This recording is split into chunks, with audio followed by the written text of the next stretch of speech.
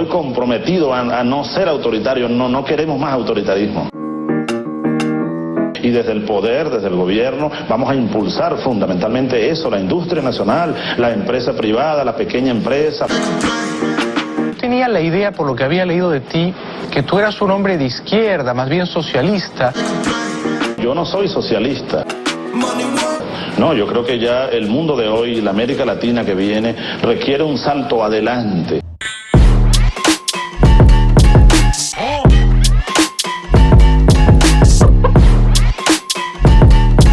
Me pregunto, ¿en aquel entonces alguien se habrá dado cuenta? La frase que utilizó Chávez fue exactamente la misma que utilizó el líder socialista chino Mao Zedong, quien aseguró que China debía dar un gran salto adelante. El plan obviamente fue un completo fracaso y provocó que millones de personas cayeran de hambre. Al no poder aceptar su derrota, Mao tuvo la grandiosa idea de culpar a unos pajaritos llamados gorriones, de comerse los cultivos y dejar sin comida a miles de chinos. Mao aseguró que los gorriones eran enemigos de la revolución y le declaró la guerra a los pajaritos.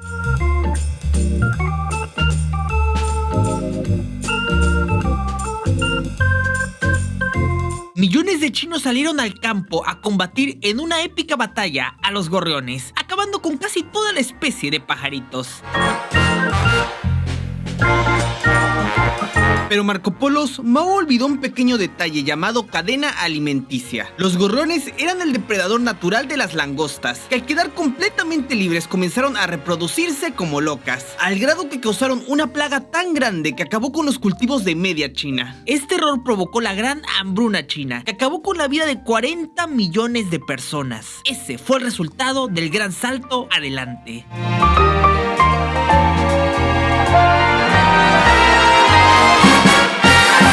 Marco Polos, hablando de pajaritos, debemos volver a Venezuela, exactamente al año de 1992.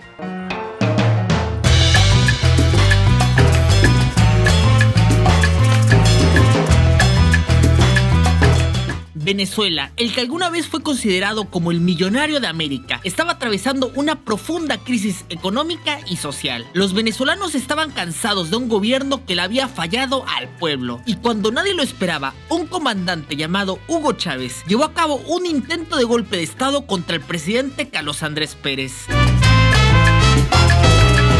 El plan era acabar con la vida del presidente, pero fracasó y Chávez se rindió.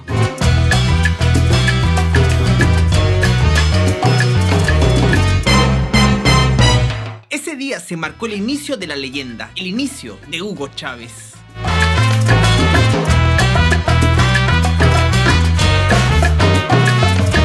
Hugo Chávez fue enviado a la cárcel, pero el pueblo venezolano comenzaba a hablar de aquel valiente comandante que se atrevió a combatir a Carlos Andrés Pérez.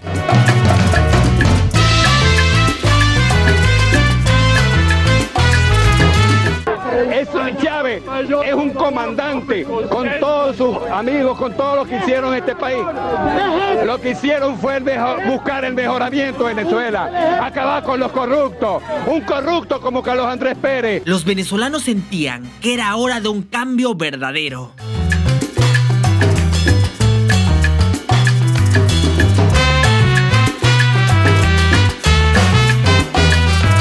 Pero Marco Polos, en 1992 no hubo un intento de golpe de estado, sino dos.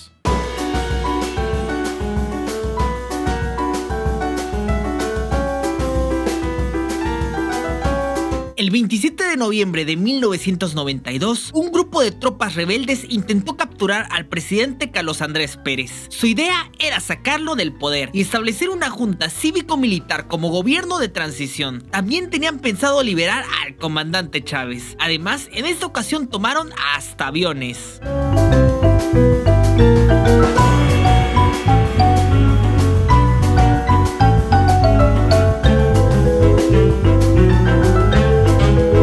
Los militares tomaron la sede de la televisión pública y transmitieron un mensaje en cadena nacional. De pronto, en cada televisión del país apareció un video en el que el comandante Hugo Chávez daba un mensaje desde la prisión a toda la nación.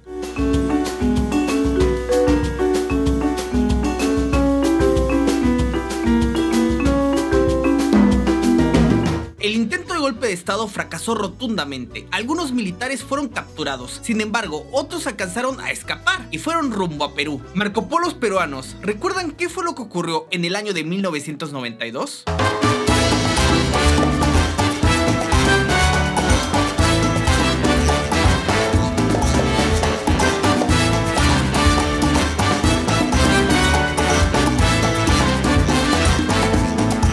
Los militares fueron recibidos por el presidente de Perú, el mismísimo Alberto Fujimori. Sí, me refiero al señor de la foto. Seguramente debes estarte preguntando por qué este hombre tiene cara de japonés. Y la respuesta es bastante complicada. Y es que Fujimori tiene doble nacionalidad, una japonesa y otra peruana, y ambas de nacimiento. Marco Polos, en esta serie les ha hablado ya de 3 golpes de estado. ¿Pero alguna vez oíste hablar de un autogolpe de estado? Eso fue precisamente lo que hizo Alberto Fujimori en 1992. Él era el presidente de Perú y se realizó un golpe de estado a sí mismo. Como era de esperarse, a muchos líderes de otros países no les dio ninguna gracia, incluyendo a Carlos Andrés Pérez, quien rompió relaciones diplomáticas con Perú, lo que explica por qué Fujimori permitió que muchos militares pudieran escapar a esa nación.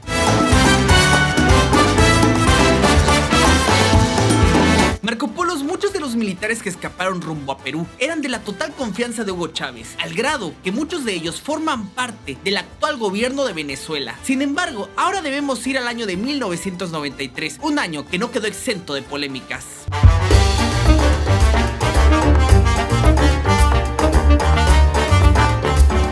En 1993, el país volvió a estar envuelto en la polémica, algo que comenzaría a hacerse muy común a partir de ahora. En este año, el presidente Carlos Andrés Pérez fue destituido por escándalo de corrupción. El hombre responsable de la nacionalización del petróleo, de la subida de impuestos, del Caracazo y quien recibió 2 intentos de golpe de estado, de pronto dejó de gobernar Venezuela. Marco Polos, durante esta época hubo 2 presidentes interinos y, como era lógico, había llegado la hora de unas nuevas elecciones. Vamos al fin a limpiar la casa, a rescatar la fe y el optimismo, a darle un rostro humano al desarrollo, sin rencores, soberbia ni egoísmo, porque la Venezuela que trabaja, que crea, produce y se prepara, y ha sido siempre la sacrificada, es la que debe triunfar. Esta fue una de las elecciones más locas en toda la historia de Venezuela. En primera, porque el país había pasado por años muy turbulentos, donde la gente había perdido la confianza en el gobierno, lo que provocó que más del 40% de las personas no fueran a votar. Y en segunda, hubo 4 candidatos y las elecciones fueron extremadamente parejas. Y el ganador, con el 30% de los votos, fue un hombre llamado Rafael Caldera.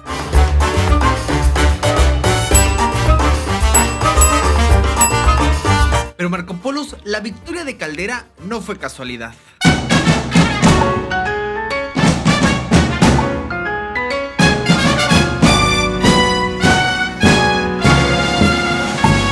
Durante la campaña, Rafael Caldera aseguró que si resultaba ganador, iba a darle indulto presidencial al comandante Chávez. No era ningún secreto que Chávez era muy popular y querido por gran parte del pueblo venezolano, quienes consideraban que su detención había sido injusta porque él había luchado por la patria.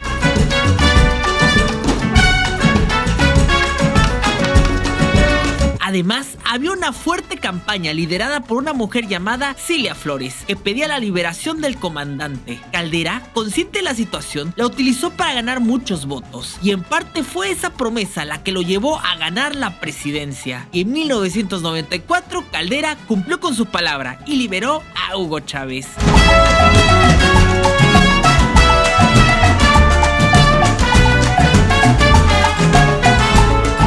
Marco Polos, Hugo Chávez era finalmente libre y agarró un avión y se fue a un país muy conocido, a Cuba.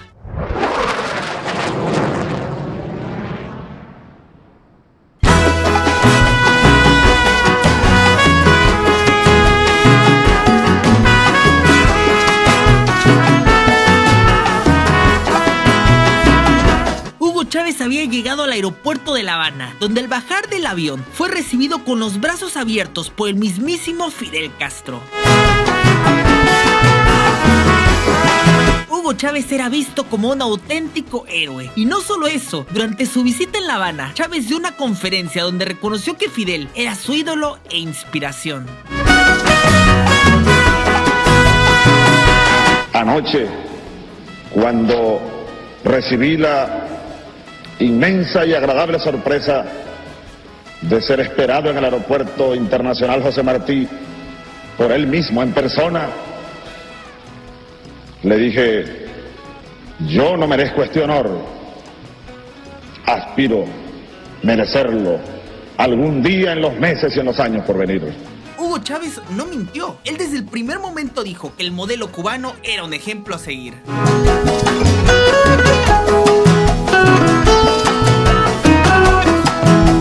Cuba es un bastión de la dignidad latinoamericana y como tal hay que verla, y como tal hay que seguirla, y como tal hay que alimentarla.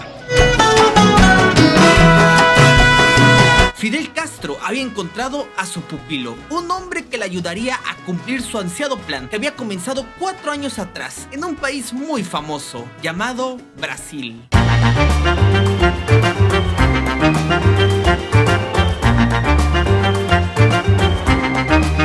Marco Polos, bienvenidos a Brasil. Voy a ponerlos en contexto. Tan solo un año había pasado desde la caída del muro de Berlín. El socialismo parecía derrotado, totalmente perdido, y la Unión Soviética, el mayor socio de Cuba, estaba a punto de llegar a su fin. Fidel no podía quedarse de brazos cruzados, por lo que viajó a Brasil, exactamente a la ciudad de Sao Paulo, para encontrarse con un famoso líder socialista llamado Lula da Silva.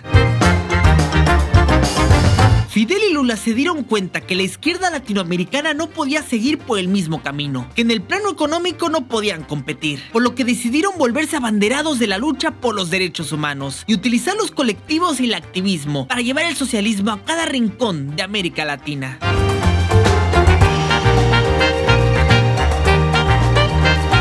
Varios partidos políticos de todos los países latinoamericanos decidieron unirse a Lula y Fidel. Desde 1990 hasta la actualidad se reúnen cada año para aportar ideas que ayuden a ganar más votos. A estas reuniones se les conoce como el Foro de Sao Paulo.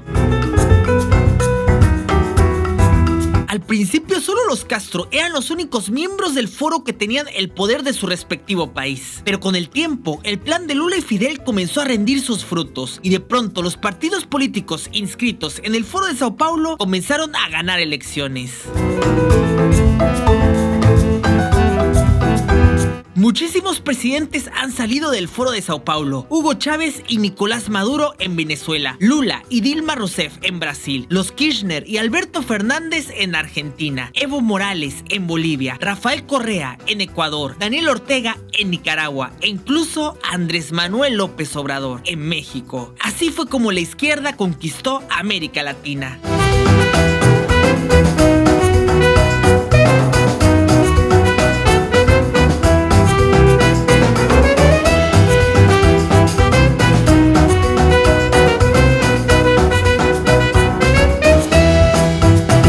Seguramente debes estar temblando, ¿verdad? Pero es completamente real. El Foro de Sao Paulo tiene inscritos a partidos políticos de toda América Latina. Así es, seguramente hay un partido político de tu país dentro del Foro de Sao Paulo. Si quieres averiguarlo, puedes buscar en forodesaopaulo.org/partidos. Y seguramente te sorprenderás. Por cierto, debemos volver al año de 1994.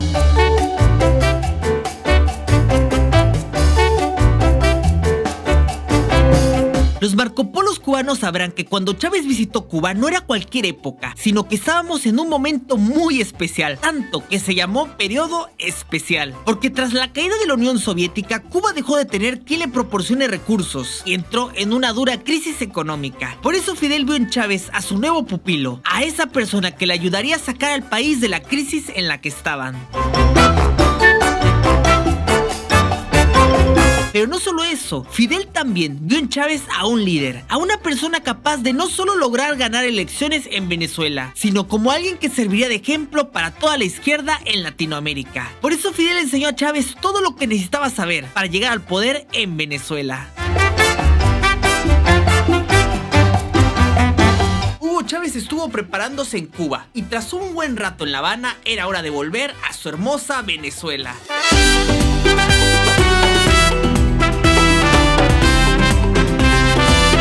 Hugo Chávez había vuelto a Venezuela, un país que estaba sumergido en una profunda crisis, un lugar plagado de políticos corruptos y con el pueblo venezolano completamente harto de esa situación. Ante la oportunidad, Chávez se presentó como candidato a la presidencia de Venezuela, por lo que comenzaría a realizar giras por el país, asegurando que Venezuela necesitaba una transformación, y creó un nuevo partido político, al que llamó Movimiento Quinta República. Chávez propuso cambiar el nombre oficial del país, que antes era República de Venezuela, que se consideraba como la Cuarta República, para dar inicio a la República Bolivariana de Venezuela, que era la Quinta República. Hugo Chávez aseguraba que él daría inicio a la transformación del país, en la cual cambiaría muchas cosas, incluyendo la Constitución.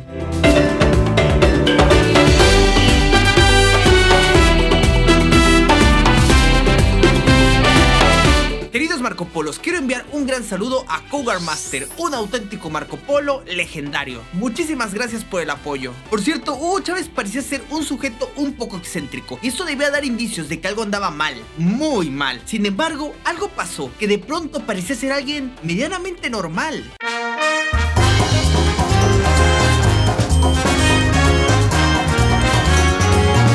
Para la campaña presidencial, Hugo Chávez fue entrevistado por varios medios de comunicación, donde mostró una faceta muy peculiar. Vimos a un Chávez inteligente, congruente, moderado y pensante. Tus adversarios políticos en Venezuela dicen que tú eres un tipo un poco violento, un poco autoritario, que hay un dictador escondido en ti, que tú no crees en la democracia.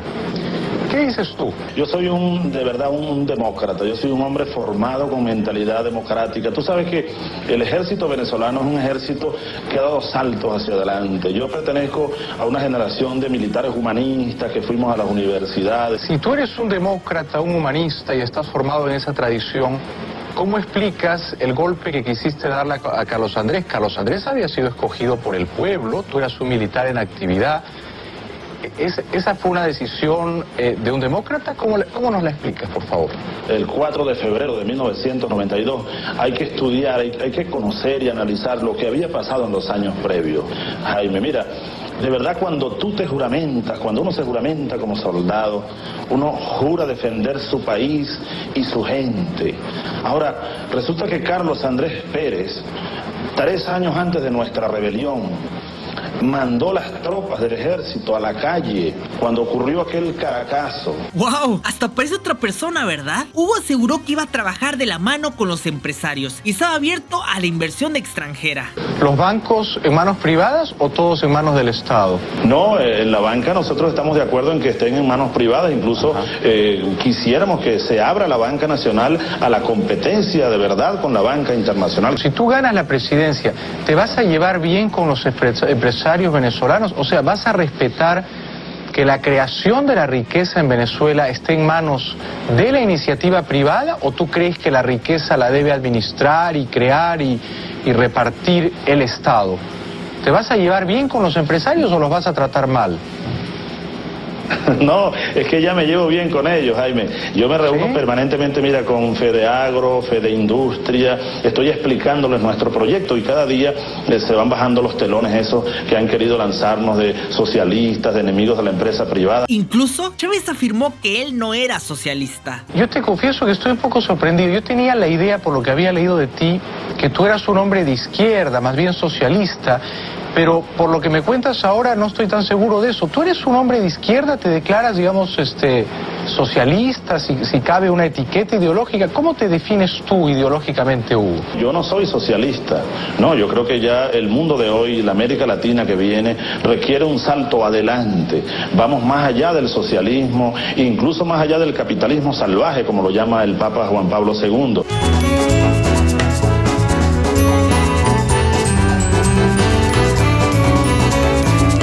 Y Marco Polos, así es como llegamos al día de las elecciones.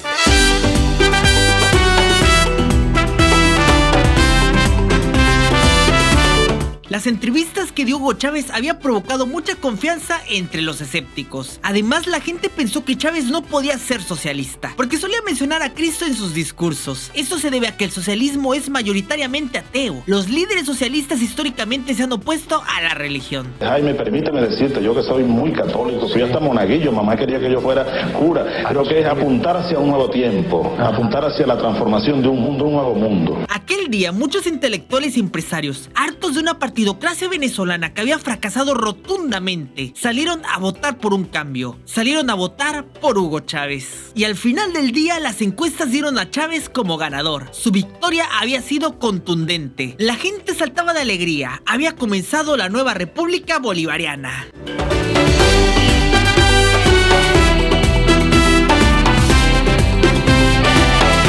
Marco Polos, parecía que Hugo Chávez iba a transformar Venezuela para bien. Sin embargo, había un problema, y es que los cubanos le advertían a los venezolanos que tuvieran muchísimo cuidado. Y es que Hugo Chávez sonaba muy igual a Fidel Castro.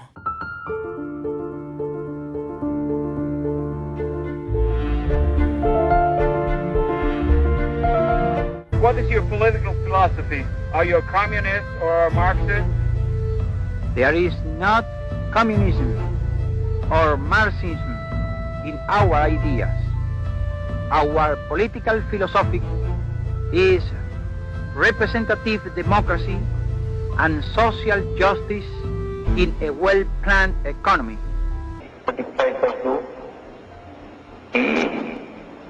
Finish Hitler. To establish censorship. There is no doubt about free press is the first enemy of dictatorship. I have said very clear that we are not communists. And this is something that we need to understand.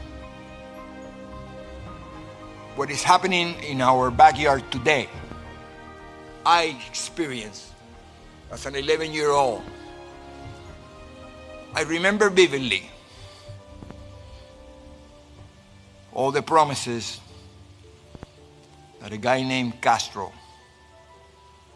gave and how 99% of the people swallowed the pill. It took many years later, after I read somebody named Saul Alinsky, that I realized that all those people were nothing but useful idiots. I remember Castro while in the mountains being interviewed and asked if he was a communist. He went crazy. I dare you, he says. Católico, apostólico y romano. I'm a Roman Catholic. Educated by the Jesuits, he was. How dare you? El alumno superó al maestro. Hugo Chávez aprendió perfectamente de Fidel Castro. Y así fue como Hugo Chávez llegó al poder en Venezuela. Marco Polos había comenzado la nueva República Bolivariana.